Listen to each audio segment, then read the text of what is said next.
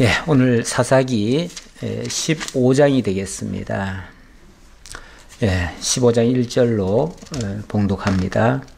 얼마 후 밀 거둘 때에 삼손이 염소 새끼를 가지고 그의 아내에게로 찾아가서 이르되 내가 방에 들어가 내 아내를 보고자 하노라 하니 장인이 들어오지 못하게 하고 이르되 네가 그를 심히 미워하는 줄 알고 그를 내 친구에게 주었노라. 그의 동생이 그보다 더 아름답지 아니하냐. 청하노니 너는 그를 대신하여 동생을 아내로 맞이하라 하니 삼손이 그들에게 이르되 이번은 내가 블레셋 사람들을 해할지라도 그들에게 대하여 내게 허물이 없을 것이니라 하고 삼손이 가서 여우 300마리를 붙들어서 그 꼬리와 꼬리를 메고 회를 가지고 그 두 꼬리 사이에 한 회를 달고 회에 불을 붙이고 그것을 블레셋 사람들의 곡식밭으로 몰아들여서 곡식당과 아직 배지 아니한 곡식과 포도원과 감람나무들을 사른지라. 예, 우선 5절까지 봉독해 드렸습니다. 얼마 후 밀 거둘 때에 라고 했는데요. 이 얼마 후라는 말은 사실 이제 계절이 바뀌고요. 새로운 해가 되었을 때를 얘기하는 겁니다. 뭐 며칠 후라는 얘기가 아니고요. 오늘날의 개념과는 다르죠. 오늘날의 개념은 뭐 얼마 후 그러면은 뭐 며칠 후 이 정도로 생각하지만 이때는 계절이 지나든지 해가 바뀌든지 했을 때 이런 표현을 하게 됩니다. 특히 여기 밀 거둘 때에라고 하는데 이 밀 거둘 때란 말은 우리 옛날에 보면은 밀이라고 하는 것은 겨울이 되기 전에 씨를 뿌리고 그리고 겨울을 지난 다음에 봄이 돼서 싹이 나고 그리고 한 5, 6월 달쯤에 수확을 거두게 되죠. 이스라엘도 마찬가지입니다. 원래 히브리역으로는 이때가 9월이고요. 그리고 태양역으로는 5월에서 6월 달 그 사이가 되겠습니다. 이때는 사실 좀 건조한 시기입니다. 건조한 시기에 이 삼손이 뭐 수학철이니까 사실은 굉장히 바쁠 텐데 이 삼손이 특별히 이렇게 아내를 만나겠다면서 염소 새끼 한 마리를 끌고 가서 이 장인을 만나게 됩니다. 그런데 원래 사위가 오면 굉장히 반갑게 맞아야죠. 그런데 오늘 이 삼손의 장인은 굉장히 당황을 합니다. 왜냐하면 삼손이 지난해에 혼인을 했지만은 사실은 굉장히 화를 내면서 불쾌하게 그렇게 해서 가버렸거든요. 왜 그러냐면 지난번에 혼인을 할 때 일주일간의 결혼 잔치를 하는데 삼손이 이상한 수수께끼를 했었잖아요. 그리고 그 수수께끼를 일주일이 다 되도록 맞추지를 못했어요. 만약에 그 수수께끼를 못 맞추면 꼼짝없이 그 친구로 왔던 한 30여 명이 옷 한 벌씩을 내놓기로 했어요. 그런데 요즘은 뭐 옷 한 벌이 그렇게 큰 액수는 아니겠지만 그 당시로는 이 옷이라고 하는 것은 굉장히 귀한 겁니다. 그 귀한 것을 30벌을 물어주게 생겼어요. 그러니까 그 친구들이 삼손의 아내인 그 여자를 겁박을 합니다. 겁박을 해가지고 만약에 그 답을 알아내지 못한다면 우리를 계획적으로 끌어들여서 골탕 먹이려고 한 거니까 너에게 보복하겠다, 너 죽여버리겠다 이런 식으로 했지요. 그러니까 그 아내 된 사람이 너무 정말 답답하고 그 협박에 못 이겨서 삼손을 졸라댑니다. 그래서 삼손에게 당신이 날 사랑하지 않기 때문에 나로 하여금 이렇게 함정에 빠지게 해서 어렵게 하고 있다. 그러니 그 답을 알려줘라. 만약에 그걸 알려주지 않는다면 당신이 날 사랑하지 않는 거다. 이런 식으로 얘기하니까 삼손이 답을 알려줬죠. 알려주니까 이제 답을 맞췄죠. 맞추니까 결국은 삼손이 옷을 30벌을 줘야 돼요. 이 꼼짝없이 이제 주게 생겼잖아요. 그런데 어디서 그 옷을 구해오겠어요. 결국 이 삼손이 블레셋 사람 다른 마을에 가가지고 30명을 죽이고 그리고 그들의 옷을 빼앗아다가 줬습니다. 그리고 굉장히 불쾌하다는 듯이 옷을 집어 던져놓고는 그리고 나와버렸죠. 뭐. 그리고 쉽게 말하면 신혼 생활을 하는 것이 아니라 아예 그리고 셋이도 데려가지도 않고 그리고는 혼자 가버렸으니까 아마 신부 입장에서는 그랬을 거예요. 아, 이번 일로 인해 가지고 저 삼손이 이제 완전히 떠났구나 그렇게 생각했겠죠. 그러니까 이 장인이 괜히 그 삼손 그런 놈 믿지 말고 너 새로 시집 가라 해가지고 삼손의 그 친구로 왔던 사람 중에 한 사람과 결혼시켜 버렸어요. 그런데 지금 삼손이 와버린 거 아니에요? 그러니까 삼손이 굉장히 당황을 했죠. 그래서 집으로 못 들어가게 하고는 이렇게 변명을 합니다. 이르되 네가 그를 심히 미워하는 줄 알고 내가 그를 내 친구에게 주었노라. 자, 친구에게 주었답니다. 참 이거 말도 안 되는 얘기인데 어쨌든 뭐 그런 상황이니까 또 그럴 만한 이유도 되겠다라는 생각은 들기는 합니다. 그러면서 대안을 제시합니다. 장인이 그것을 모면하기 위해서 뭐라고 제안을 하냐면 그의 동생이 그보다 더 아름답지 아니하냐 청하노니 너는 그를 대신하여 동생을 아내로 맞이하라 하니 야, 더 좋은 안이 있다. 이미 뭐 결혼한 사람 바라지 말고 그보다 훨씬 더 예쁜 그 동생이 있지 않냐. 그러니 그 동생을 주겠다. 뭐 삼손으로서는 어찌 보면 그것도 뭐 좋은 제안이라고도 볼 수 있겠지요. 그러나 삼손이 지금 솔직히 여자를 만나고 싶어 가지고 여기 왔습니까? 아니 삼손의 아버지의 말 맞다나 유다 땅에 여자가 없어서 이 블레셋 땅에까지 와서 이방 여인과 결혼하려고 하는 겁니까? 그거 아니잖아요. 사실 내면적으로는 하나님께서 삼손으로 하여금 결국 이 블레셋 땅에 가게 하신 것이고 그 블레셋 여자를 통해서 결국 블레셋을 징치하기 위해서 그리고 그들에게 억압을 받고 있는 이스라엘 민족을 구원하기 위해서 그래서 하나님이 지금 어찌 보면 작전상 보내신 것이고 그러다 보니까 솔직히 말하면은 여자를 취하고 싶은 마음은 하나도 없어요. 없고 다만 이런 기회를 통해서 이 블레셋을 징치하고 이미 1차 징치했죠. 지난번에 30명을 제거한 그런 사건이 있었습니다. 1차는 징치했지만 거기서 끝나면 안 되지요. 뭐 이례적으로 어떤 사건 하나 일으켰다고 해가지고 일이 다 된 게 아니에요.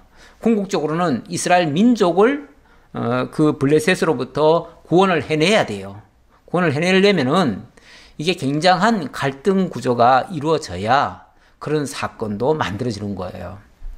그래서 어찌 보면 지금 삼손이 그 장인의 그 좋은 제안을 거절을 합니다.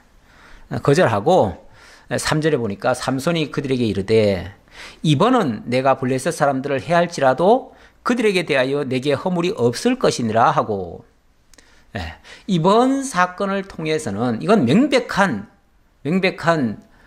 그 블레셋 사람들의 잘못이다 이 말이죠. 지난번 같은 경우는 예를 들면 그 옷 30벌을 그 수수께끼의 대가로 지불하기 위해서 사람 30명을 죽인 예가 있습니다. 앞서서 그랬는데 어떤 면에서 윤리 도덕적으로 말하자면 말이 안 되잖아요. 아니 옷 그 30벌을 얻겠다고 사람 30명을 죽인다? 아니 그 옷이 무슨 뭐 금옷도 아니고 또 더군다나 내가 이익을 얻기 위해서 남을 그렇게 해야 할 수 있나요? 말이 안 되는 거죠. 아무리 하나님의 그 어떤 뜻에 의해서라고 하지만 아마도 삼손의 마음 한구석에는 그 30명을 해하면서 일말에 그 어떤 마음이 아픔이 있었을 거예요. 틀림없이 있었을 거예요. 그게 뭐 즐거워서 한 일은 절대 아니죠. 다만 명분은 있어요. 하나님께서 지금 블레셋을 징치하고 이스라엘 민족을 구원해 내야 되는데 그런 측면에서 보면 명분은 있지만 그렇다고 해가지고 사람을 죽이는 것이 어찌 마음이 편하겠어요. 그러니까 오늘 이 표현에 의하면은 자, 이번에는 이렇게 할지라도 내게 허물이 없을 것이다 라는 표현은 지난번에는 솔직히 좀 허물이 있었다. 나의 굉장한 좀 잘못된 그 판단도 있을 수 있었다. 일말의 그 양심이 찔림이 있었다 그 말이죠. 사람을 죽이면서 어떻게 뻔뻔하게 그렇게 했어요. 물론 단순한 사람이 아니라 지금 적이라고 봤을 때는 뭐 그건 뭐 전쟁 시에는 원래 적이라도 죽여야 되잖아요. 전쟁 시에 사람을 죽이는 것은 그건 살인 행위가 아닙니다. 그건 싸움이니까요. 정상적으로 싸우고 하는 건 괜찮습니다. 원래 그 전쟁이라고 하는 것도요. 그 사실 다 명분이 있어야 되거든요. 명분이 있고 명분이 있으려면은 어떤 합법적인 절차라는 게 있습니다. 예를 들자면 어떤 전쟁을 일으킬 때에 전쟁을 일으킬 만한 동기가 일단 있어야죠. 있고 거기에 따르는 어떤 의결이 있어야 됩니다. 예를 들면 의회에서 전쟁을 결의해야지요. 하고 그 다음에 대표자인 뭐 대통령이나 수상이나 이런 사람들이 공식적으로 적을 향해서 선전포고를 해야 됩니다. 물론 선전포고하기 전에 먼저 할 게 있지요. 뭐 평화를 선언한다든지 어떤 명분을 얘기하고 그 잘못에 대한 사과를 요구하고 그렇게 하지 않았을 때는 전쟁이다 이렇게 해야죠. 그런 어떤 절차를 밟고 정상적으로 전쟁을 선언한 다음에 전쟁 선포를 한 다음에 그리고 나가서 전쟁을 해서 상대방을 치고 죽이는 거는 그건 죄라고 할 수가 없어요. 그건 전쟁 시에는 필수 불가결로 사람을 죽일 수밖에 없으니까요. 그거는 정당한 절차예요. 네, 절차인데 좀 더 확대하면 지금 이번에 삼손이 이렇게 말하는 것은 이건 절차적 정당성이 있다 그 말이죠. 내가 이렇게 하더라도 내게 허물이 없을 것이다 라는 말은 이건 정당하다 그 말이죠. 왜? 너희들이 먼저 이렇게 했기 때문에 이럴 수밖에 없다라고 선언을 하고 전쟁을 하는 거예요. 그런 면에서 지금 삼손의 이러한 행위는 결코 도덕적으로 윤리적으로 비난받을 사항은 아니다. 자, 그러면서 삼손이 이제 그들을 징치하기 위한 방법이 뭐였느냐 하면은 또 이것도 독특하지요. 삼손이 가서 여우 300마리를 붙들어서 그 꼬리와 꼬리를 메고 회를 가지고 그 두 꼬리 사이에 한 회를 달고 회에 불을 붙이고 그것을 블레셋 사람들의 곡식밭으로 몰아들여서 곡식 땅과 아직 배지 아니한 곡식과 포도원과 감람나무들을 사른지라. 참 하나님이 지금 이게 삼손 자기의 힘이나 자기의 지략으로 지금 이런 일을 하는 건 아니에요. 하나님께서 이미 성령으로 감동을 하셔서 그에게 이런 지혜와 능력을 허락하셔서 이 일을 하게 됐는데 그러다 보니까 평소 같으면은 이 여우 300마리를 잡는다는 것은 불가능입니다. 원래 이 여우라고 번역된 것이 그 원문상으로 보면 이게 자칼, 지금으로 말하면 자칼이라고 하는 그런 동물에 속한데요. 그런데 이런 동물은 좀 집단적으로 살고 보통 여우는 그렇게 집단적으로 살지는 않는가 봐요. 그런데 이렇게 집단적으로 사는 이런 300마리를 붙잡아 가지고 이건 자칫하면 사실은 사람을 해치는 동물이거든요. 그래서 굉장히 위험합니다. 위험한데 그 위험한 걸 잡아 가지고 거기다가 꼬리와 꼬리를 또 묶어가지고 거기다가 횃불을 다는 거예요. 회를 붙이는 거예요. 그래가지고 불을 붙여놓으면 아무래도 뜨겁기도 할 테고요. 이 막 천방지축처럼 서로 막 날뛰어버리죠. 날뛰면은 가는 곳곳마다 막 불을 지르는 꼴이 됩니다. 그런데 아까 서두에 그랬잖아요.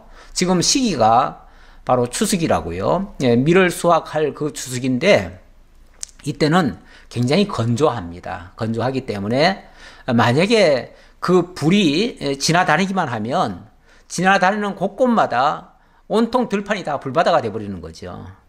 그래서 1년 동안 농사 지어놓은 그 추운 그 계절을 다 지나서 산전수전 다 겪고 열매 맺혀놓은 것들을 다 망가뜨리는 거죠. 참 옛날 그 농경사회에서 1년 동안 농사 지어 놓은 거 다 망친다는 거는 끔찍한 정말 일이죠. 사람들이 먹고 살기 위해서 1년 동안 그렇게 부지런히 일해 놓는데 그게 다 물거품이 돼버리니까요. 그러니까 이런 일을 당하고 누가 가만히 있겠어요. 그래서 6절에 보니까 블레셋 사람들이 이르되 누가 이 일을 행하였느냐 하니 사람들이 대답하되 딥나 사람의 사위 삼손이니 장인이 삼손의 아내를 빼앗아 그의 친구에게 준 까닭이라 하였더라. 자, 이제 수소문을 했을 거 아니에요? 도대체 이 짓을 한 놈이 누구냐? 그래서 확인을 해본 결과 그래도 최초에 뭐 누굴 본 사람이 있거나 뭘 했겠죠. 예, 그러니까 이 딥나 사람의 사위 삼손이다라고 이제 범인이 지목이 된 겁니다. 근데 거기에 이유가 있죠.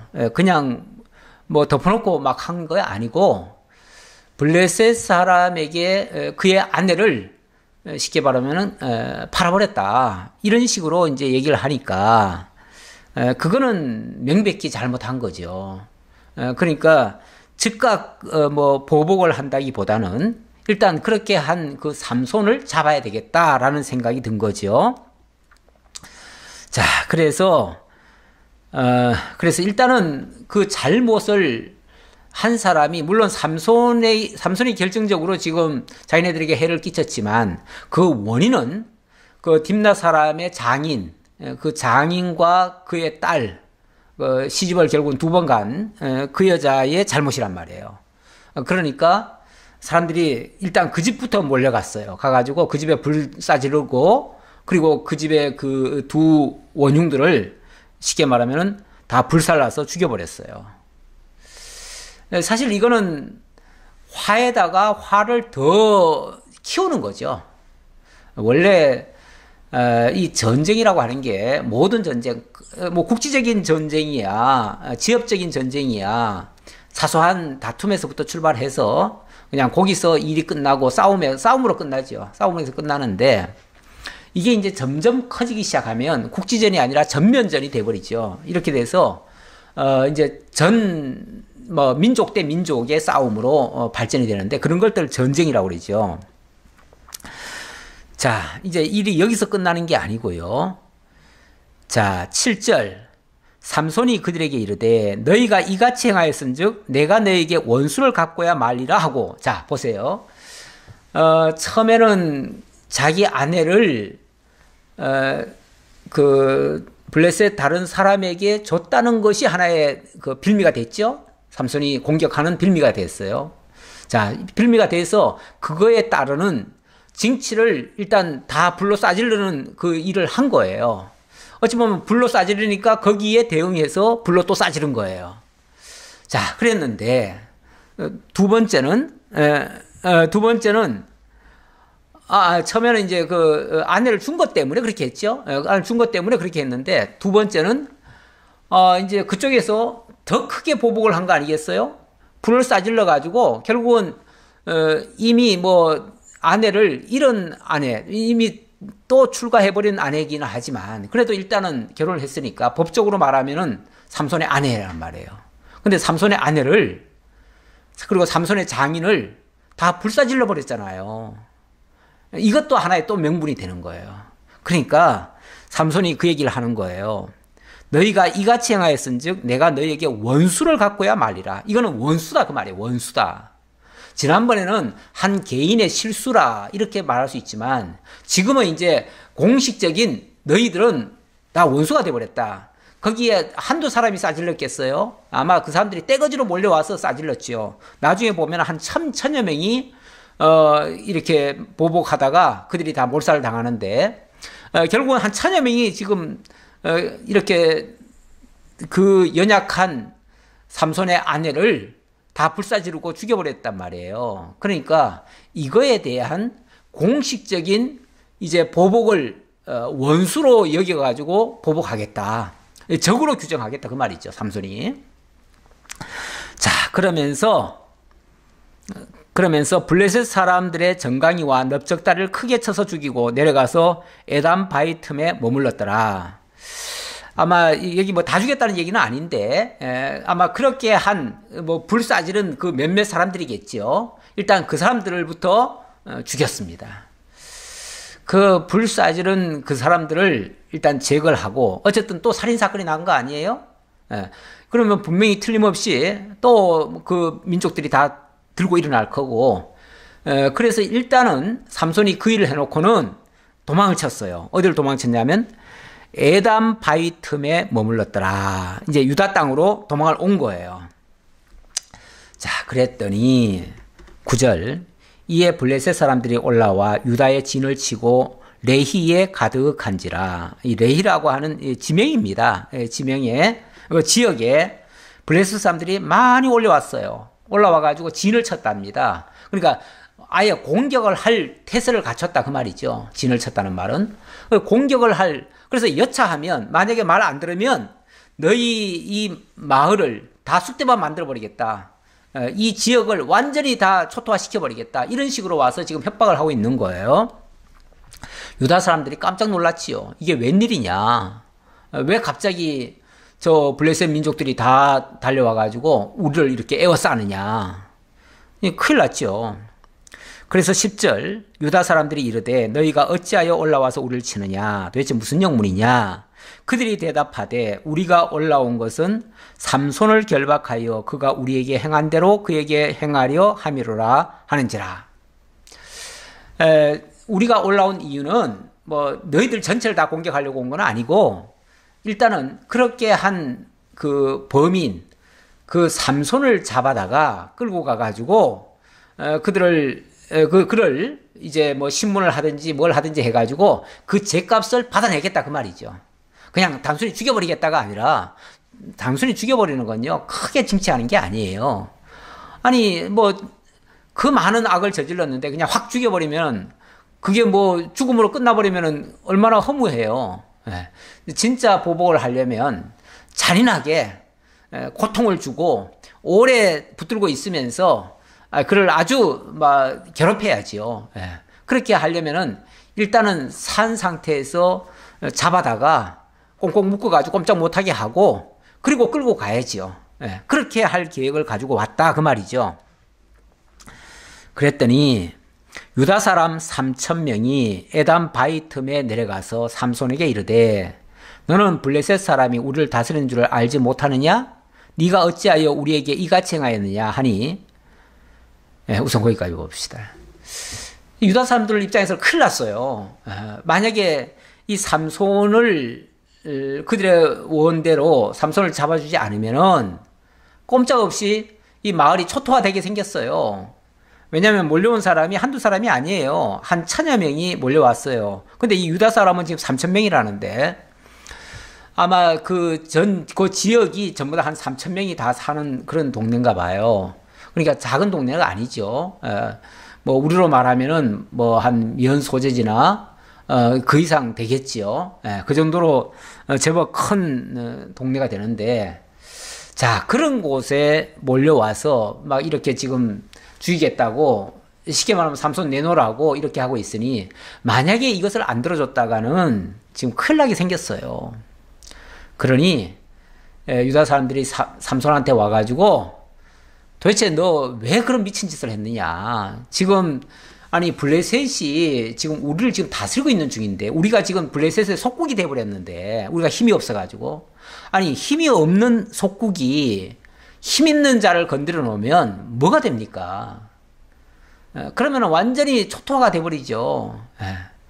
옛날에 일제시대 때 우리나라 사람들이 속국으로 살면서 특히 그 학생들 가운데서 학생들은 뭐가 뭔지 잘 모를 때도 있잖아요. 그런데 아무리 속국이기는 하지만 학교에서 일본 사람들과 이렇게 같이 지내다가 이렇게 차별을 한다고요. 차별을 하면은 거기에 격분을 해가지고 참다 못 참아가지고 나중에 한 번씩 들고 일어나지요. 그러면은 그냥 쉽게 말하면은 너무너무 괴롭혀가지고 한번 힘을 한번 내본 건데, 그렇게 하는 날은 완전히 반 죽습니다. 집단으로 린치를 당합니다. 그렇게 되어지면 찍소리 하면 안 돼요. 원칙은 속국들은 찍소리 하면 안 되고 그냥 고분고분 말 다 들어줘야 돼요. 근데 지금 삼손이 그렇게 하지 않았잖아요. 그렇게 하지 않으면은 그 화가 그 한 사람한테만 가면 괜찮은데 민족에게까지 그 화가 온다 그 말이에요. 그러니까 네가 왜 그렇게 했느냐라고 삼손을 좀 꾸짖은 거예요. 그랬더니 삼손이 그들에게 이르되 그들이 내게 행한 대로 나도 그들에게 행하였노라 하니라. 저는 그들이 행한 대로 했을 뿐이에요. 제가 뭐 더한 것도 아니고 그들이 그런 식으로 했기 때문에 거기에 정당하게 나는 했을 뿐입니다. 이런 식으로 답변을 하지요. 그들이 삼손에게 이르되 우리가 너를 결박하여 블레셋 사람의 손에 넘겨주려고 내려왔노라 하니 삼손이 그들에게 이르되 너희가 나를 치지 아니하겠다고 내게 맹세하라 하매. 그랬더니 아무래도 그 유다 사람들은 그래도 심정적으로는 삼손 편이잖아요. 그래서 삼손을 설득시키는 거예요. 네가 어쩔 수 없이 네가 좀 잡혀서 내려가 줘야 되겠다. 너를 만약에 못 잡아가면 우리가 전체가 다 위험하다. 우리 민족 공동체를 살리기 위해서는 네가 어쩔 수 없이 네가 좀 희생을 당해야 되겠다. 그랬더니 삼손이 그렇게 얘기를 합니다. 너희들이 직접 나를 치지 않는다면 그렇게 해도 좋다. 쉽게 말하면 저들 손에 나를 갖다 맡겨라. 너희들이 직접 치는 거는 내가 너희를 대적할 수는 없으니까 같은 민족끼리 대적하면 안 되잖아요. 그러니까 너희들이 나를 직접 치지 않는다는 조건 하에 그들의 요구대로 날 잡아다가 갖다가 줘라. 그렇게 얘기한 거죠. 그랬더니 그들이 삼손에게 말하여 이르되 아니라 우리가 다만 너를 단단히 결박하여 그들의 손에 넘겨줄 뿐이요 우리가 결단코 너를 죽이지 아니하리라 하고 세밧줄 둘로 결박하고 바위 틈에서 그를 끌어내니라. 그들이 삼손에게 말하여 이르되 아니라, 여기 아니라는 말은 네 말대로 안 하겠다 그 말이 아니고요. 우리가 너를 해치는 일은 없을 거다 이제 그 말이죠. 그러니까 이 번역이 약간 오해 소지가 있어요. 진짜 아닌 게 아니고 아니라는 뜻이 아니고 우리가 너를 해하지는 않겠다. 이제 그 말이죠. 너를 직접 해하지는 않고 다만 너를 단단히 결박해서 그들의 손에 넘겨주려고 할 뿐이다. 내가 너를 해치거나 죽이려고 하는 게 아니고 너한테 해꾸지는 안 하겠다. 다만 네가 순순히 쉽게 말하면 우리가 묶으려고 하는 이 끈 안에 와주면 이 3줄이라고 하는데 이 3줄 안에 순순히 묶여만 준다면 우리는 그냥 그대로 너 잡아다가 그냥 그들에게 넘겨만 주겠다. 그럴 테니까 우리 염려는 하지 말고 좀 네가 좀 따라줘야 된다. 할 수 없다. 이거는 우리 민족 공동체를 위해서 네가 어쩔 수 없이 희생돼야 되겠다. 심정적으로는 너 편이다. 우리도 같은 유다 민족으로서 얼마나 그동안 이 블레셋에 의해서 정말 침략을 당했고 지배를 당했고 조공을 갖다 바쳤고 사실 얼마나 조공을 많이 갖다 바쳤는지요. 먹거리도 없을 정도로 그렇게 다 갖다가 바쳤어요. 그리고 지난번 어릴 적에 그 삼손의 그 모습을 보면 정말 타작을 하는데 아니 꼭 삼손이 아니더라도요. 그 당시에 그 피지배국들은 다 그랬어요. 곡식 다 뺏기고요. 몰래 숨겨가지고 방아를 찌를 수가 없어가지고 저 산속에 들어가서 몰래 찌어다가 조금씩 먹고 이렇게 했던 아주 비참한 신세였어요. 그리고 낫이나 무슨 연장을 하나 베르려고 하면 블레셋까지 가야만 있었어요. 왜냐 그 말은 이 유다 땅에는 아예 연장으로 쓸만한 무기로 쓸만한 그런 도구가 하나도 없었다 그 말이죠. 그러니까 아예 저항도 못하게 만들어 놓은 거예요. 자, 그러니 이제 꼼짝없이 결국은 넘겨줘야 되는데 뭘로 묶느냐? 새 밧줄 둘로 결박하고 바위 틈에서 그를 끌어내니라 그랬어요. 이 새 밧줄. 우리 옛날에 그 어릴 적에 보면 그 삼배하는 그 나무가 있어요. 삼나무죠, 삼나무. 그 삼나무를 껍질을 벗겨가지고 그걸 가지고 새끼를 꼬듯이 하면은 굉장히 질겨요. 그걸로 한지도 만들고 뭐 여러 가지 다 만드는데 그게 굉장히 그 질깁니다. 그런 걸로 그런 삼줄로 새끼를 꽈가지고 그걸로 꽁꽁 묶으면요. 그 더군다나 이 새줄이라고 하죠. 그러니까 쉽게 말하면 신품이에요. 신품. 예. 이것도 오래되면은 다 삭아가지고 푸석푸석하고 힘도 없어지지만 금방 짠 그 줄은요 굉장히 질깁니다. 이걸로 묶어놓으면 절대 못 풉니다. 아무도 못 풀어요. 자, 그런 걸로 삼손을 묶었다 그랬습니다. 자, 14절. 삼손이 레히에 이름에 블레셋 사람들이 그에게로 마주 나가며 소리 지를 때에 여호와의 영이 삼손에게 갑자기 임하심에 그의 팔 위의 밧줄이 불탄 삼과 같이 그의 결박되었던 손에서 떨어진지라. 이제 삼손이 잡혀가지고 끌려가지고 지금 블레셋 진영으로 넘어오는 거 아니겠어요? 넘어오니까 블레셋에서는 자기네들이 승리했다고, 이제 삼손 저 원수를 이제 잡았다고 막 이제 환호를 울린 거예요. 예, 그렇죠. 원래 전쟁이라든지 뭐 어떤 싸움에서 이기면요, 그쪽의 사람들은 막 그 우레와 같은 그런 이제 함성을 지릅니다. 그게 이제 서로 자축하고 상대방의 길을 팍 꺾어놓는 그런 행위죠. 행위인데 놀라운 역사는 이럴 때 또 나타납니다.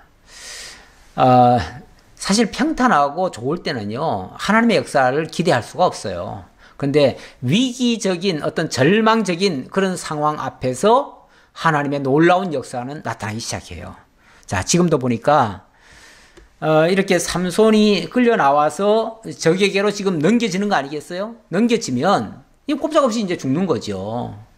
그들이 이제 그냥 곱게 죽이지는 않겠죠. 굉장히 고통을 주고 서서히 그 고통을 느끼면서 죽도록 그렇게 만들겠죠.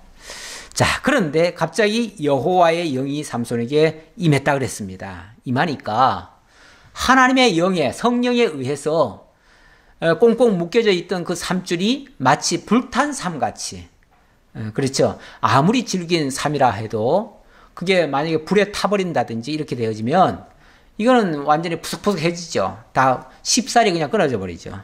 그러니까 삼손이 뭔가 한번 힘을 확 내니까 갑자기 자기를 묶고 있던 모든 것들이 와장창 다 끊어져 버린다는 그 말이죠. 옛날에 그 헐크 같은 영화에 보면 뭐 누가 묶든지 뭐 쇠로 어떻게 뭐 에워싸든지 뭘 하든지 그냥 한번 힘 팍 주면은 옷도 다 찢어지고 모든 게 다 터져나가죠. 어찌 보면 그런 모습이죠. 자, 그 순간 삼손이 나귀의 새 턱뼈를 보고 손을 내밀어 집어들고 그것으로 1000명을 죽이고 이르되, 놀라운 역사 드디어 나타나기 시작합니다. 삼손이 조금 전까지는 꽁꽁 묶여가지고 힘없는, 보잘것없는 그런 존재로 나타났는데 갑자기 하나님의 영이 함께하니까 갑자기 뭐 180도 바뀌는 이런 모습으로 보이죠. 그런 사람이 갑자기 그 나귀 새 턱뼈를 하나 이렇게 잡았습니다. 나귀 새 턱뼈란 말은 이 턱뼈도 여기는 아마도 나중에 보니까 여기 지명 이름 자체가 레히라고 그랬잖아요. 레히. 이 레히라는 말이 원래 턱뼈라는 뜻인가 봐요. 나중에 보면 설명이 그렇게 나옵니다. 그럼 이 뼈가 많은 곳이다라는 말은 짐승의 뼈가 많은 곳이다. 이제 그런 얘기인데, 아마도 이 짐승을 잡으면은 잡고 그 뼈 같은 거를 또 버리는 곳이 또 있을 수 있지요. 아마도 여기가 그런 뼈들을 갖다가 버리는 곳 같기도 해요. 그래서 그 뼈들을 많이 모아놓은 곳이다 해가지고 그 지명이 그렇게 만들어진 것 같아요. 그런데 나귀에 새 턱뼈가 있었다. 새 턱뼈. 이제 오래된 뼈 같으면은 다 힘이 없잖아요. 힘이 없는데 이 새 턱뼈는 굉장히 단단합니다. 근데 그 새 턱뼈를 하나 딱 손에 잡더니만 그것으로 그 모여있던, 진을 치고 있던 한 1000여 명의 사람들을 마구 치기 시작하는 거예요. 졸지에 와 하던 사람들이 갑자기 이 삼손으로부터 공격을 받아가지고 어이없이 한 방만 치면 다 나가 떨어지는 거예요. 예. 순식간이에요. 이게 무슨 한참 계획을 세우고 뭘 한 게 아니고 순간적인 역사예요. 그것도 번개처럼 날아서, 옛날에 알리가 무슨 벌처럼 날아서 뭐처럼 쏟아 그랬나요? 나비처럼 날아서 벌처럼 쏟아 그랬나요? 이런 식으로 순식간에 나귀 특별을 가지고 상대방을 치니까 무려 1000여 명이 죽임을 당했다. 자, 그러니까 이 삼손이 그 찬양을 하나님께 돌립니다. 여기 이르되 그랬는데, 나귀의 특별로 한 더미 두 더미를 쌓았으며 나귀의 특별로 내가 1000명을 죽였도다. 언뜻 들으면은 나 대단하다. 내가 이렇게 특별 하나 가지고 한 무더기 무더기 사람을 1000여 명을 잡았으니까 1000여 명을 마치 이렇게 던져서 시체를 갖다가 쌓아놓은 거죠. 쌓아놓으니까 이렇게 이제 높아진 거죠. 둔덕이 생겨버릴 정도죠. 무더기가 돼버렸죠. 그래서 무려 두 큰 더미까지, 두 더미를 쌓았습니다. 이거는 자기를 지금 찬양하는 말이 아니에요. 자기를 찬양하는 게 아니고, 지금 앞에서 자기가 그렇게 위대한 사람입니까? 그렇게 능력이 많은 사람입니까? 아니죠. 잡으니까 잡혔고요. 묶으니까 그냥 묶였던 사람이에요. 어찌 보면 평범한 한 사람이에요. 그런데 거기에 하나님의 영이 임하니까 역사가 바뀐 거죠. 갑자기 능력자가 돼버린 거죠. 갑자기 굉장히 지혜자가 돼버리고, 어찌 보면 전지전능한 사람, 하나님의 그 어떤 능력이 그에게 임한 거죠. 그래서 이런 역사가 나타난 거예요. 그래서 여기 내가 1000명을 죽였도다 이 표현이 아니라 하나님의 영이 나를 통해서 이 특별을 가지고 이렇게 1000여 명을 죽였는데 이게 어떻게 놀랄 일이 아니냐 그 말이죠. 이게 어떻게 놀랄 일이 아니냐. 그래서 이 영광을 하나님께 돌리는 바로 찬양의 내용이 되겠습니다. 그가 말을 마치고 특별을 자기 손에서 내던지고 그것을 라맛 레히라 이름하였더라. 이 라맛 레히, 이게 특별의 산이다라고 각주에 그렇게 되어 있는데요. 이 라맛이라고 하는 게 원래 이 산이라고 하는 그런 의미일 거예요. 그러니까 결국은 이 특별들이 모여 있는 산, 아니면 이 특별들, 그러니까 이제 그 지역 자체가 바로 아까 그런 뼈들이 많이 모아놓은 그런 곳이라고 그랬잖아요. 이게 이제 세월이 자꾸 지나면서 점점점 많아져 가지고 아예 특별산이 돼버리는 그런 동네가 된 거죠. 그런데 지금 사람을 그런 식으로 해서 또 두 덤이라도 만들었으니까, 그래서 그 이름을 그냥 단순한, 원래는 레히라고 하는 지명이었죠. 원래는 레히라고 하는 지명이었는데 이 삼손이 그것을 라맛 레히라 이렇게 이름을 쉽게 말하면 고친 거예요. 원 지명은 특별들의 산이다, 특별들이 있는 곳이다, 특별들이 있는 동네다, 그런 말이었는데 이게 이제 특별로 산을 이루었다 이 말로 이제 바뀐 거니까 여기에 이제 하나님의 놀라운 능력의 영광이 나타난 곳이다, 이제 이런 의미가 거기에 포함이 된 거죠. 자, 이래놓고 자, 엄청난 역사가 일어났죠. 역사가 일어났는데 그 다음 장면은 또 약간 의아해요. 무슨 의아한 일이 발생하는가. 18절에 보니까 삼손이 심히 목이 말라 여호와께 부르짖어 이르되 주께서 종의 손을 통하여 이 큰 구원을 베푸셨사오나 내가 이제 목말라 죽어서 할례받지 못한 자들의 손에 떨어지겠나이다 하니, 갑자기 굉장히 약한 말을 하네요.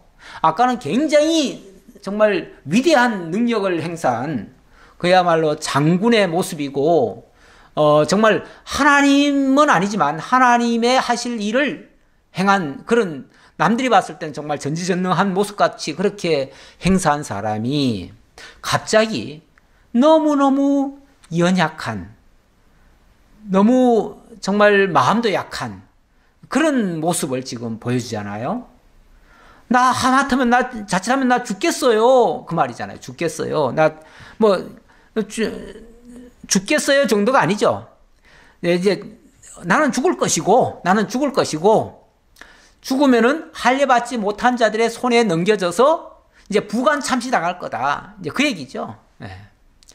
나는 뭐 필연적으로 죽을 거고. 왜요? 전쟁을 하느라고 천여 명을 죽이느라고. 사실 천여 명 죽인다는 게 물론 순식간에 떠락 제가 아까 표현상으로는 나비처럼 날아서 벌처럼 쏘듯이 그렇게 했다 그랬지만은 이게 어떻게 한순간에 됐겠어요. 사람 하나 죽이는 게 쉬운 게 아니에요. 그것도 저항 않는 사람을 죽인다면야 뭐 총으로 팡팡팡 싸우면은 금방 죽겠지요. 뭐 또 칼이 있어가지고 구구구 찌르면은 또 금방 죽을 수도 있죠. 묶어놓고 한다면은. 근데 그게 아니잖아요. 지금 막 활동하는 사람을 죽여야 되는데 치열한 싸움 끝에 죽이는 거 아니겠어요? 그러니까 한 사람 죽일 때도 뭐 10분씩 뭐 몇 분씩 갈 수가 있어요. 그렇게 되면 천여 명을 죽이면은 시간도 엄청 지났을 테고요. 아마 싸울 때는 제정신 아니게 싸웠을 거예요. 왜냐하면 성령에 감동돼 가지고 성령의 능력으로 싸운 거지 자기 힘으로 싸운 게 아니에요. 그런데 자 일단 전쟁이 끝났어요. 상대방을 다 제거했고 뭐 일부는 살아서 도망갔는지 모르지만 천여 명을 죽였다고 하니까 아마 거의 다 죽였다고 봐야겠죠. 그렇게 죽이고 나니까 원래 사람이 굉장히 뭔가 일을 할 때는요 긴장을 해서 힘이 막 남아 있는 것 같지만 그 일을 다 끝나고 정말 사력을 다해서 일을 하고 나면요 기진맥진합니다. 진이 다 빠져요. 그때 갑자기 굉장히 큰 뭐라고 할까요? 굉장히 큰 어떤 이제 만약에 힘이 드는 장면이 나타난다면 그때 갑자기 다 일어나는 거예요. 그러니까 나는 이제 죽겠구나. 너무너무 지쳐서 죽겠구나. 여기는 이제 표면적으로는 목이 말라 죽겠구나 이렇게 얘기를 하죠. 심히 목이 말라 여호와께 부르짖으되 이 목이 말라서 죽을 지경이다. 사실 이 중동 지역이라고 하는 곳은 우리나라하고는 다릅니다. 우리나라는 솔직히 산이 있고 골짜기가 있으면요 웬만하면 다 물이 있습니다. 그래서 정말 목마르면 뭐 시골 같은 데서는 그냥 논물 먹어도 되고요. 뭐 산에서 흘러 내려오는 물 먹어도 돼요. 그런데 지금 저 중동 지역에서는 이 물이라고 하는 거를 도무지 사실은 구경하기 힘든 지역입니다. 뭐 물통을 늘 갖고 다녀야 되고요. 그런데 그거 떨어지면은 정말 먹을 수가 없어요. 그러면은 꼼짝없이 탈수 증세로 인해서 죽을 수밖에 없어요. 또 떼약볕에 뜨거운 그 열기가 솟는 곳에서 정말 수분을 공급하지 않으면 그냥 죽어가는 거죠. 이 사람의 그 생명 유지에 꼭 필요한 요소들이 있잖아요. 몇 가지. 그 중에 물이 또 굉장히 중요한 요소를 차지하고 있잖아요. 자, 그래서 갑자기 이 삼손이 절망감이 드는 거예요. 무슨 절망감? 하나님은 나를 통해서 이 엄청난 일을 하셨고, 그래서 하나님은 영광을 받으시지만, 나는 이제 이 일로 인해서 나는 죽게 됐다. 그래서 내가 이제 목말라 죽어서 할례받지 못한 자들의 손에 떨어지겠나이다. 난 죽는 것이 당연하고, 죽고 나면 저 할례받지 못한 자들 일부라도 남아있을 거 아니에요? 그들에 의해서 지금 적진까지 와가지고 지금 싸우다 보니까 결국은 이렇게 죽으면은 나는 이제 끌려가가지고 부감 참시 당할 거고 조롱거리가 될 것이고 그러면은 정말 하나님의 이름이 정말 안 좋아지겠지요. 이게 이제 너무 안타까운 거죠. 그래서 그것 때문에 삼손이 하나님 앞에 울부짖었다. 어찌 보면 이제 제정신 돌아온 거예요. 그러니까 아까는 하나님의 영에 의해서 정말 신들린 사람처럼 그렇게 활동을 했고요. 지금은 이제 인간의 그 자기 이성 가지고 지금은 말도 하고 생각도 하는 거예요. 그러니까 자기 이성적으로 보면 죽을 지경인 거예요. 그러니까 똑같은 상황에서도요. 하나님의 영에 붙들린 사람은 그게 정말 기회고 구원이고 은혜고 이렇게 느껴지지만 불신의 눈으로 보거나 이성적으로 보면요, 죽을 지경이죠. 죽을 지경. 이거 어려운 상황, 이거는 피할 방법이 없는 상황, 절망적인 상황이죠. 그런 일이 많아요. 대표적으로 보면 그 유명한 엘리야라고 하는 사람이 있죠. 엘리야. 예, 그 구약의 엘리야라고 하는 그 선지자가 850명의 거짓 그 선지자들과 갈멜산에서 대결을 하잖아요. 대결을 하는데 그 850명과 싸우느라고 엄청 지치죠. 지치는데 뭐 자기 힘으로 이긴 건 아니에요. 하늘에서 불이 내려와 가지고 그들을 치고 이렇게 해 가지고 정말 엘리야는 하나님 앞에 기도했을 뿐인데 하나님께서 그 대적들을 다 치게 하셨어요. 그래서 승리를 했어요. 자, 승리를 했는데 그 다음이 문제죠. 그러니까 승리할 때는 하나님의 능력으로 승리한 거예요. 그런데 승리해놓고 나서 전국의 왕이 명령을 내린 거예요.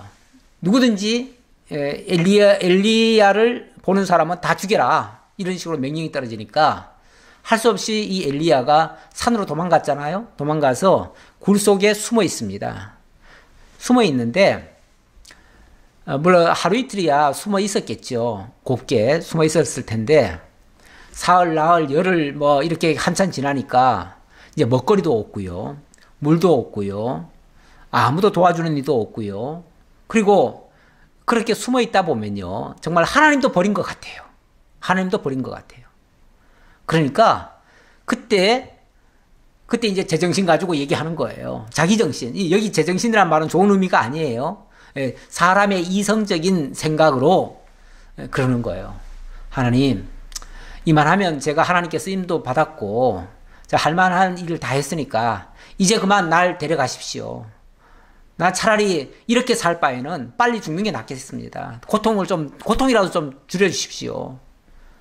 어차피 죽을 거라면 이렇게 빼빼 말라가지고 죽을 바에는 그냥 차라리 하나님 날 빨리 데려가 주세요.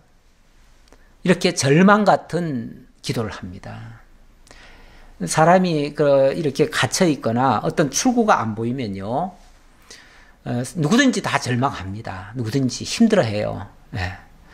사실 미래라고 하는 게 우리가 보이면요, 아무도 미래에 대해서 겁낼 사람이 없습니다. 그런데 미래라고 하는 거는 원래 불확실하잖아요. 불확실하기 때문에 어떻게 전개될지 몰라요. 그러니까 사람들이 그 불확실성에 대해서 불안감을 갖는 거예요. 그래서 두렵다. 무슨 사건이 터지면은 이런 일은 처음 겪었는데 이거 어떡하지? 이런 어떤 당황스러운 말들을 하지요. 지금 삼손도 바로 그 지경에 온 겁니다. 그 지경에 왔는데 아까 엘리야 얘기 조금 마저 해야지요. 자, 그 엘리야 같은 경우 하나님께서 까마귀를 동원해가지고 먹거리를 갖다 주시죠. 그리고 세미한 하나님의 음성을 들려주시죠. 그렇게 해서 그 엘리야로 하여금 다시 힘을 내가지고 결국은 하나님의 일을 완수하도록 그렇게 역사를 하지요. 마찬가지입니다. 삼손에게도 하나님께서 또 살 길을 주시죠. 아니, 일시적인 어려움 왔다고 완전 죽습니까? 어려움이야 지금 계속 와요. 지금 우리들 주변에도 얼마나 어려운 일이 많이 발생합니까? 사실은 북한에도 지금 계속해서 정말 우리말 안 듣잖아요. 북한이 우리말 들을 이유는 없지만, 미국도 우리와 동맹국이라고 하지만, 사실 우리 베껴 먹으려고만 하지, 이용만 하려고 하지, 진짜 우리를 위해서 뭘 해주고 있습니까? 어떻게 해서든지 돈이나 더 긁어내려고 하고, 무기라 더 팔아먹으려고 하고, 다 이용만 하려고 해요. 특히 국제관계는 아주 냉혹한 그런 관계입니다. 그래서 정말 세상 사람들 믿고 살 수는 없습니다. 세상 나라들 믿고 살 수는 없어요. 우리가 하나님을 믿지 않는다면 아무것도 할 수가 없어요. 그런데 이제 역사는 하나님이 하시죠. 특히 어려움에 처해 있는 하나님의 백성들은 이 역사를 하나님이 보게 하시죠. 어떻게 역사하시는가? 삼손에게는 어떻게 역사하셨는가? 19절에 보니까 하나님이 레히에서 한 우묵한 곳을 터뜨리시니 거기서 물이 솟아나오는지라. 삼손이 그것을 마시고 정신이 회복되어 소생하니 그러므로 그 샘 이름을 엔학고레라 불렀으며 그 샘이 오늘까지 레히에 있었더라. 엔하꼬레란 말은 부르짖는 자의 셈이라는 뜻이래요. 하나님이 이 삼손으로 하여금 그 고통을 울부짖게 만들었고 거기에 하나님의 응답이 있었고 그로 말미암아 모든 문제가 해결되었더라. 이제 그 얘기죠. 그 얘기인데 여기서 이제 우리가 하나님의 그 섭리의 의도를 좀 읽어야 되는데요. 우리 하나님은 우리에게 종종 어려움을 주시잖아요. 어떨 때는 그래요. 왜 하나님이 이런 어려움을 주실까? 그래도 뭐 좋게 해주시겠지. 그리고 그냥 태평스럽게 아무 생각도 하지 말고 그냥 덮어놓고 가만히 있으라. 이렇게 생각할까봐 그게 조금 염려스러운데요. 그게 아니고 우리 하나님께서는 무슨 일을 있게 할 때, 그리고 우리가 이해가 잘 안 될 때 있잖아요. 그럴 때도 그냥 천연덕스럽게 하나님 잘해주실 거야. 태평성대처럼 그냥 가만히 기다리고만 있으라는 게 아니고요. 어려울 때는 어렵다고 하나님 앞에 기도하라는 거죠. 에스겔에 그런 말씀이 있죠. 하나님이 다 약속하시고 약속대로 다 이루어주십니다. 그러면 가만히 있어도 다 이루어주시겠네. 그 말이 아니고 그래도 내게 기도하여야 할지니 하나님이 그렇게 말씀하시죠. 그 말은 우리가 그냥 막연하게 믿고만 있어가지고는 실제로 그 역사가 이루어졌을 때 하나님이 하셨다는 사실을 모른다는 거예요. 그래서 하나님이 하셨다는 사실을 우리는 늘 깨달아야 돼요. 지난번에 깨달았는데요. 지난번 깨달은 건 깨달은 거고요. 지난번 깨달은 게 우리 죽을 때까지 그거 써먹고 그렇게 갈 거예요? 그렇게 되지도 않아요. 왜냐하면 우리는 한 사건 만나면요. 지난번 사건은 다 잊어버릴 수도 있어요. 그러니까 좋게 하나님이 대해주실 때는요. 늘 감사하다 그랬다가 어느 날 조그만 어려운 일이 발생하면요. 하나님 나한테 이러실 수 있냐고 당장 따져대요. 왜? 지난번 좋게 해주신 거는 잊어먹고 그리고 좋게 해준 거는 당연한 거고 그리고 왜 이 어려움은 일을 주냐고 마치 지금까지 좋게 해주신 거는 아무것도 없었던 양 이렇게 생각을 해요. 그만큼 사람들은 쉽게 말하면 망각의 동물이에요. 망각의 동물. 나쁜 거는 좀 잊어버리고 좋은 것은 기억했으면 좋겠는데 그게 아니고요. 나쁜 것은 무슨 원함처럼 가지고 있어요. 그래가지고 죽을 때까지 그 말을 하지요. 그러면서 좋은 거는 생각 안 해요. 잘해줬던 기억은 별로 안 해요. 잘해줬던 기억은 거의 잊어먹고 정말 10번 잘해주다가 한 번 잘못하면 그 한 번 잘못한 거 가지고 울고 불고 그냥 따져대고 원망하는 그런 사람들이 바로 우리들이에요. 이거 누구 할 것 없이 다 그런 모습, 인간의 그 연약함과 자기 이기적인 생각과 자기 중심적인 생각과 정말 하나님을 믿지 아니하는 그런 모습들이 누구에게든지 다 있는데 그거를 일깨워주고 바로 수정하고 바로 잡아주는 것이 말씀이죠. 말씀. 그러니까 하나님의 말씀이 지속적으로 항상 이렇게 공급이 안 되어지면 우리는 다 잊어버려요. 잊어버리고 자기 유리한 대로 해석을 해버려요. 그리고 자기 마음대로 생각하고 행동해요. 그런데 그 말씀이 나를 지배하게 되어진다. 이게 정말 은혜라는 거죠. 그래서 우리가 말씀이 늘 필요하다. 그것을 일깨워주고 잊지 말게 하려고 엔하꼬레라고 하는 그런 셈을 하나님이 터뜨려 주신 거예요. 터뜨려 주셔서 여기에 너희들이 구하고 찾을 때에 하나님의 역사가 있다는 것을 보여준 거예요. 그래서 나중에 사람들은 그 셈을 볼 적마다 삼손이 이렇게 하나님 앞에 울부짖었고 그 어려운 상황에서 하나님이 그 위기를 모면할 수 있도록 해주셨다. 하나님의 역사가 있는 곳이다 라는 걸 일깨워준 거다 그 말이죠. 그래서 무슨 사건이 있을 때마다 꼭 기념비 같은 것이 세워집니다. 블레셋 사람의 때에 삼손이 이스라엘의 사사로 20년 동안 지냈더라. 블레셋 사람의 때에, 블레셋 사람의 때란 말은 블레셋 치하에서 그 말이죠. 블레셋 지배하에서 블레셋 지배하니까 당연히 삼손이 이스라엘의 사사라고 할지라도 어쩌면 이스라엘을 온전히 구원하거나 회복하는 일은 쉽지 않아요. 왜냐하면 정치적으로는 블레셋 사람들에 의해서 지배를 받고 있어요. 지배를 받고 있으니까 삼손이 어쨌든 이런 사건을 통해서 삼손은 이스라엘 민족의 지도자로 세워진 것은 틀림없어요. 하나님이 보내신 자, 이스라엘 민족을 위해서 보내신 자라는 사실은 증명이 됐어요. 그래서 이때부터는 사사라 일컬어질 정도로 이게 이제 공식으로 됐다는 개념보다는 이스라엘 민족 속에 하나님이 우리를 구원하기 위해 보내신 자다라는 인식이 들었다 그 말이죠. 아직은 정치적으로 말하면 블레셋 치하에 있기 때문에 정치적인 독립은 아직 할 수가 없어요. 그래서 블레셋 치하에서 다시 말하면 블레셋 사람의 때에 삼손이 이스라엘 사사로 20년 동안 지냈다. 자, 이제 결론적으로 얘기하자면, 자, 굉장히 어려운 일들이 많이 일어났는데, 결과적으로는 그 어려운 일들이 삼손으로 하여금 하나님의 사람인 것을 자기 백성들에게 각인을 시켜주는 역할을 했어요. 그리고 절망 가운데 있던 백성들에게 하나님이 우리와 함께하고 있다는 사실을 기억시켜줬고, 또 이 사사를 통해서 우리를 구원해 주실 것이라고 하는 그런 소망을 갖게 하셨어요. 그래서 아직은 온전한 구원은 안 이루어졌지만, 이제 부분적으로 일부분씩 이제 구원해 가는 그런 역사가 이제 앞으로도 전개되겠지요. 전개될 텐데,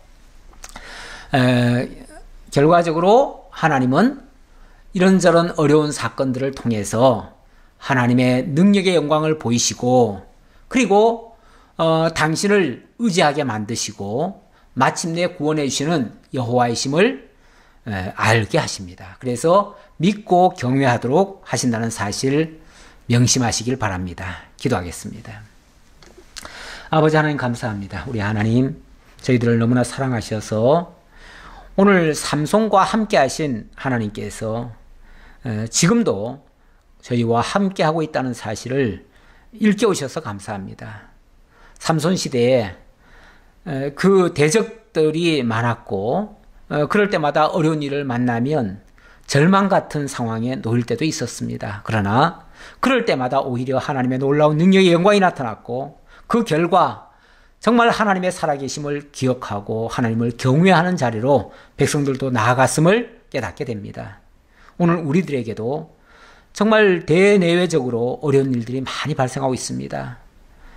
국가적으로는 북한의 위협과 또 미국의 그 비협조와 또 전 세계적인 이 코로나 팬데믹 사태 속에서 정말 하나님을 알지 못하는 사람들은 요즘 절망하는 사람들도 많습니다. 낙심하고 어떻게 해야 될지 앞길을 찾지 못하는 경우도 많습니다. 이럴 때에 하나님의 말씀으로 정말 어려울 때 함께 하시는 하나님인 것을 기억하고 하나님 경외하는 자리로 또 믿음 변치 않는 자리로 저희들 다 나갈 수 있도록 인도해 주옵소서. 감사드리옵고 예수님의 이름으로 기도하옵나이다. 아멘.